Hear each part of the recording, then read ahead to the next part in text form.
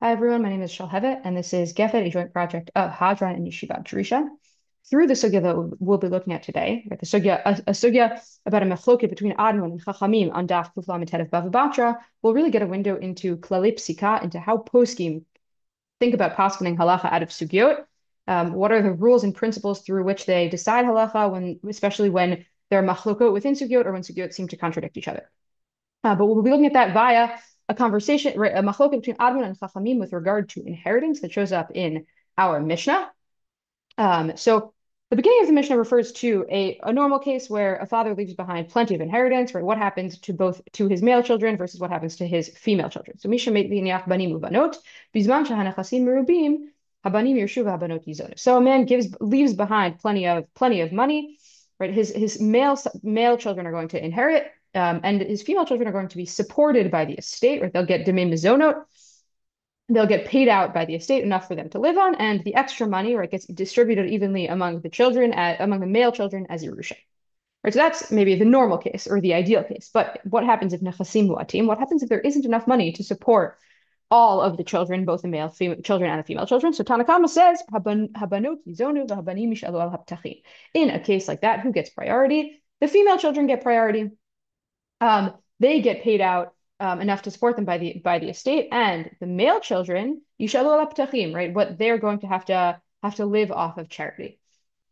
But then we get phase two of the Gemara, Admon Omer b'shvil shani zachar hifsadti, right? Because I'm a male, I should lose out. So right, Admon seems to object to the female children getting priority um, in a case in which there is not enough money to go around.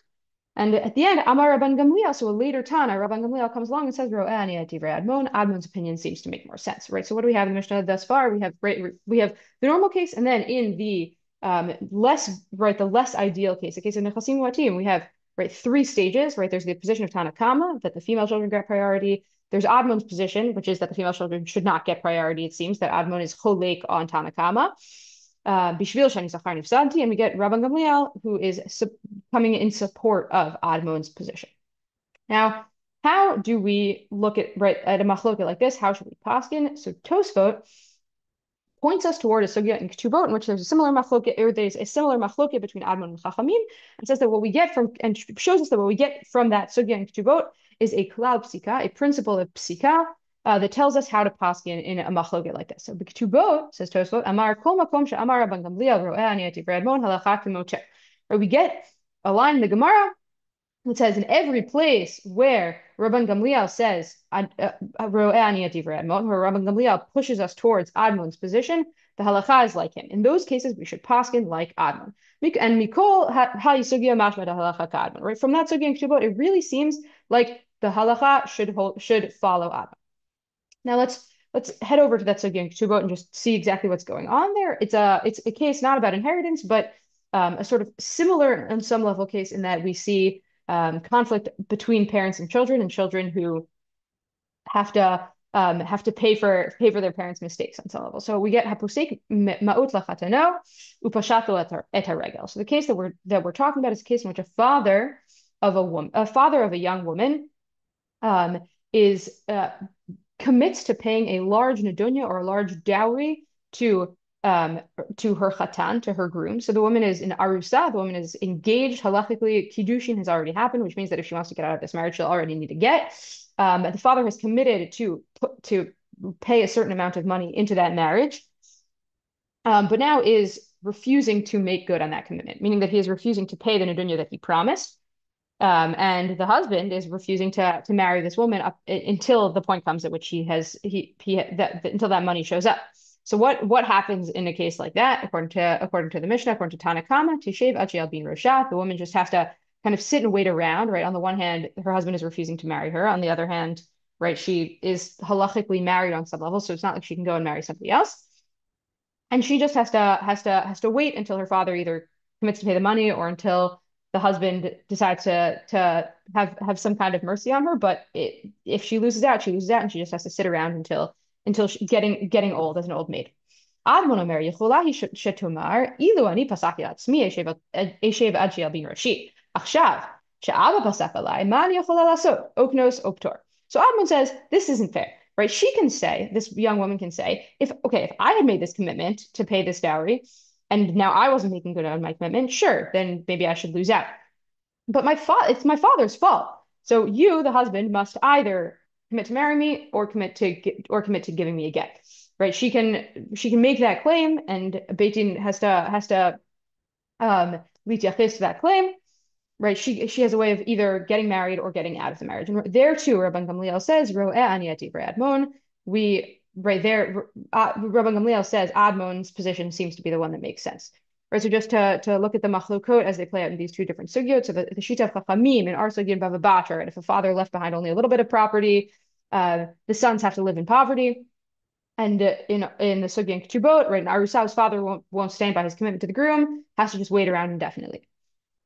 Admon, on the other hand, in the case of there isn't enough inheritance, right, thinks that the female children should not have any priority over the male children. The female children, the male children should also get at least dimei mizonot. And in Arusa, in this case in Ketubot, in Arusa whose father won't stand by his commitment, she can demand either marriage or a get. Right there maybe is some kind of correspondence conceptually maybe between Admon's positions, right, in the case of Bava Batra and in the case here in Ketubot, in that right Admon seems to be bothered on some level in both of these cases by the idea of children losing out because of something that their parents did, right? Their parents left behind only a little bit of property, so the sons don't get Yerusha in the way that they normally would, don't get inheritance the way they normally would. And here in the case of Ketubot, right, the Arusa, right, is paying for her father's mistake or for her father's reneging on his own commitment, and Admon wants to address that kind of injustice in both of those cases. But either way, right, what we see is right, there's a position in Tanakama in the Mishnah, Admon is cholek, and then Rabban Gamliel says, Ro'eh ani et divrei Admon. And in the sugya in sugya in Ketubot, right, with the Arusa who is left to Lashevet Ajiyal bin Rosha, right, we see that Amar Rabbi Yitzchak ben Elazar Mishmei Chizkiya Kol Makom She'amar Rabban Gamliel Ro'eh ani et divrei Admon halacha k'moto. Right, this is a position already in the world of the Amoraim, that anywhere where Rabban Gamliel says Ro'eh ani et divrei Admon, seems like we hold like him. And there's a question. They go back and forth as to the scope of this rule. I feel b'braita, right? Is it only true in the Mishnayot, or is it also true in Braitot? Right, and what we see at the end of that sugya, Shiva Advarim Amar Admon. So Admon is cholek and Chachamim. It seems like in 7 different cases. Yesh mehen shehalacha k'moto v'chayotzebo, v'yesh mehen she'ein halacha k'moto v'rei ela kayotzebo. But b'chol makom she'amar Rabban Gamliel ro'eh ani et divrei Admon halacha k'moto.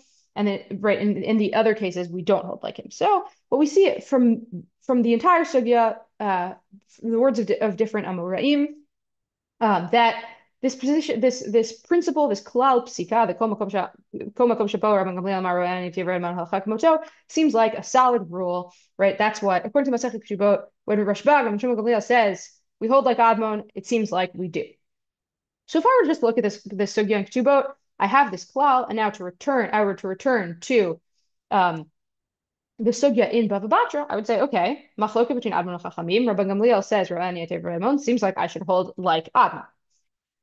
But if we actually go back to the sugya in Bava Batra, right, the sugya on today's staff, it really doesn't seem like the Gemara thinks that we hold like Admon, which is to say that throughout the entire sugya, if we look closely at the rihata of the sugya, of the way that the sugya progresses, it really seems like the sugya is operating under the assumption that halacha k'chachamim, right? Chachamim say habanot yizonu v'habanim yishalo haptachim, and right, that seems to be the operating principle that the sugya is dealing with.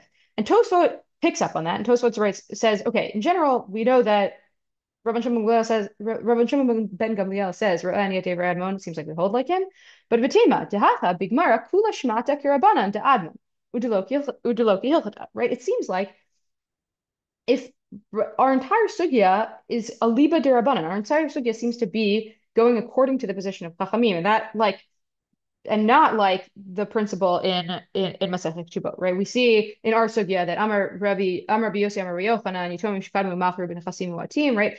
They talked about a case where what happens if the male orphans actually go ahead and take possession of this property, which makes it sound like it seems like it should have gone to the daughters, right? Rabbi Yirmiyah asks Rabbi Abba, right? Asks Rabbi Abba a question that also is a liba derabanan, right, which seems to be within the position of Chachamim. And in Masechet Sota, it also seems right like right Hamasi Eitzah Limkor b'nechasim huatim, right? There's a workaround that someone is trying to do in order to get the sons the property that these nechasim mu'atim, this property that they otherwise wouldn't get because it otherwise would go to the daughter. So if we actually look at the sugya here, and even at this case when it's addressed in other sugyot, says Tosfot, it actually seems like we hold like chachamim. So what are we going to do? On the one hand, we have this klal pesikah Masechet Ketubot that kol makom she'amar Rabban Shimon ben Gamliel ro'eh divray Admon halacha kemotel. On the other hand, we have our sugya, and it really looks from our sugya like we hold like chachamim. So seems to be that we have a really machloket sugyot. On the one hand, Ketubot makes it look like we should hold like Admon. On the other hand, Bava Batra makes it seem like we should hold like chachamim. So Tosfot says, okay, what happens with some of the earlier Rishonim and the Gaonim is that they just decide. They're machriya. Rabbeinu Hananel, the Bahag, and the Rif, Paskukra, Rabbanan, de Admon, Mishum de Shmatin, de Hacha Kivate Asla. Right, according to Tosfot, right, these three, the Rif, the Raf, the Bahag, all hold like Chachamim because that's really what it looks like in our sugya. We see also that the Rashbam holds like Admon because of the klal pesikah that kol makom she'amar halacha Admon. So where one option is you can just be machriya. You can say there's a machloket between the sugyot. We either poskin like the sugya here, that's what the Rif and the Bahag do. You can poskin like the Rashbam, which is to say that we have this klal, we have this principle, we just hold like the principle, even though our sugya makes it seem otherwise. But what does Rabbeinu Tam do? Rabbeinu Tam tries to find a way of addressing this contradiction by reading it out of existence, saying that there actually isn't a contradiction between the sugya in Ketubot and the sugya in Bava Batra. Why? Rabbeinu Tam Omer to Admon lo pali arabanan ela shematmia al hatakana shetaknu nechasim muatim. About makom makom k'rabanan spirale. So maybe, according to Rabbeinu Tam, how does he read this problem away? He says that in our Mishnah and Bava Batra, Admon isn't actually cholek on Chachamim. Admon, right, when he says Bishvil shani zachar ifsavti, he's not really cholek. What he's saying, he's posing a challenge. He's asking a question about the Shita of Tanakama, but it doesn't really mean that he's cholek, and that means that we don't have to worry about the klal pesikah in Ketubot that kol makom she Rabban Gamliel omer et divrei Admon halacha k'moto, because halacha k'moto with Admon in our case in Bava Batra, Admon's not actually cholek. Admon actually, in the end, he agrees with Chachamim. He just thinks it's an unfair rule. That's how Rabbeinu Tam solves it. Lo machmach says Tosfot but Rabban Gamliel ro'eh et divrei Admon, from the fact that Rabban Gamliel in our case too says ro'eh et divrei Admon, it really sounds like Admon actually disagrees with Chachamim.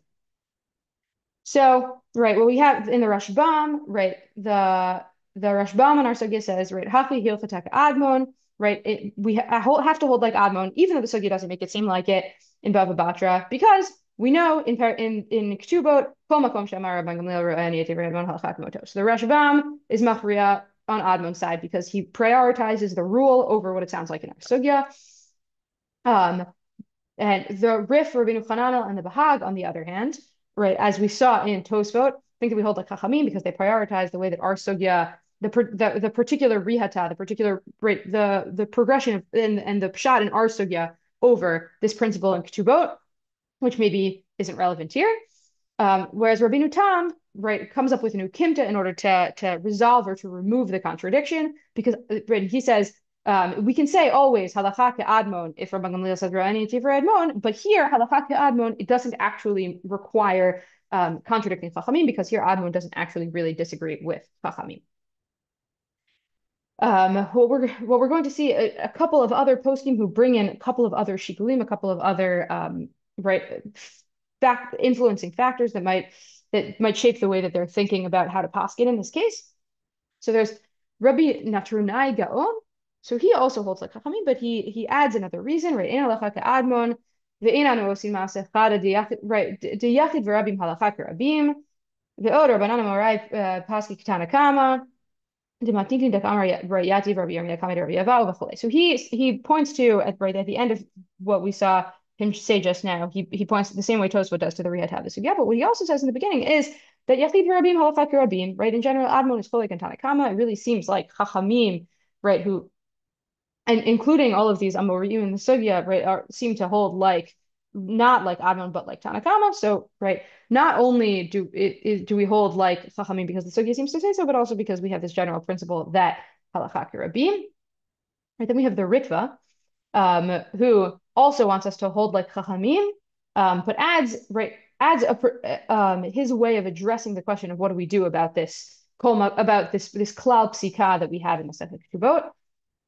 Right, Afal Pisham Beperek Sheni, sorry, Beperek Sheni Dainik Zero, right, in the last paragraph of Ketubot, even though we said there, Kol Makom She'amar Rabban Shimon ben Gamliel Ra'ani Eti Redmon Halachak Moto. I know about that rule, but what does the Ritva say? Ein lomdim min haklal, right? We don't really, Ein lomdim min haklal means something along the lines of we don't extrapolate, right? When there are principles like this, right, we don't assume that they are exceptionless rules that always apply without exception.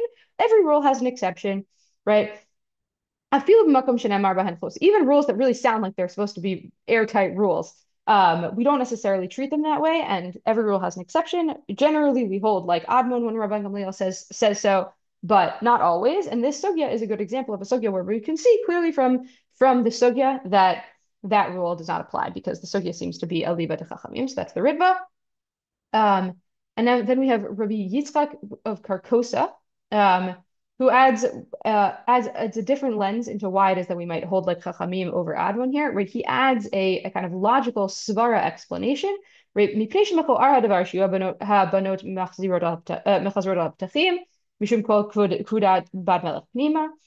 The idea that Admon that we would hold like Admon and that we would force the women also to live off of charity, to go around begging, seems to be is mechoar hadavar. It's an ugly thing according to Rabbi Yitzchak Karkosa. Maybe it's not sanua, or it's not befitting to these orphans' dignity. So that provides us really with another reason to hold like Chachamim over Admon.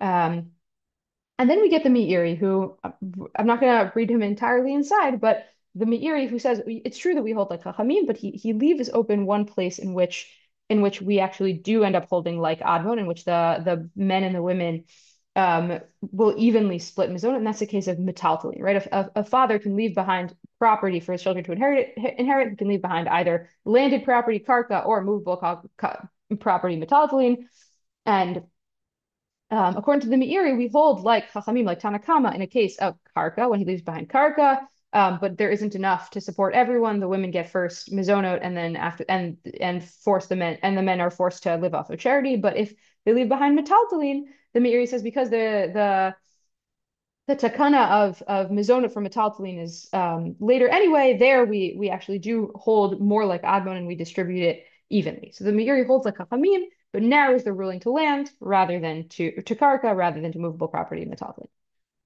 So what we've got here, is if those who think that when faced with this what apparent contradiction between sugyot, right? On the one hand, Bava Batra that says that that seems to point us in the direction of Chachamim. On the other hand, Ketubot that seems to give us a rule that would point us in the direction of Admon. So there are those who think that we should, when we have a contradiction, we poskim like one over the other. So, right, the Rashbam thinks that we should in green. So the Rashbam thinks that we follow Admon because that's pshat in the sugya and Ketubot.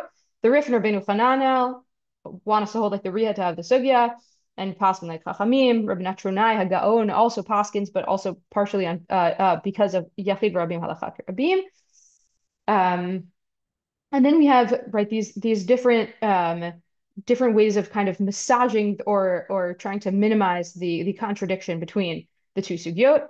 Right, we have the Meiri, who, despite the fact that he normally holds like Chachamim, will follow Admon specifically when it comes to metaltalin. We have Rabbeinu Tam, who offers an ukimta on the sugya, arguing that Admon doesn't even really disagree in Bava Batra with Chachamim. And we have the Ritva, who says that we can hold like Chachamim because we don't really have to worry about that klal and Ketubot, because these rules aren't without exception. These are just principles that we normally follow, but not always. And finally, Rabbi Yitzchak Karkosa, who offers a kind of logical explanation or a svara that points us in the direction of Chachamim rather than Admon.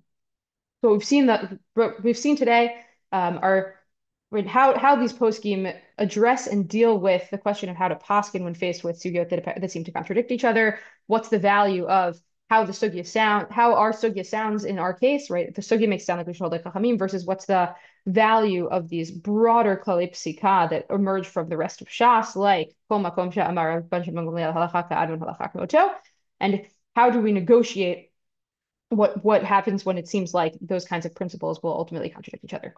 Thanks so much, and see you next week.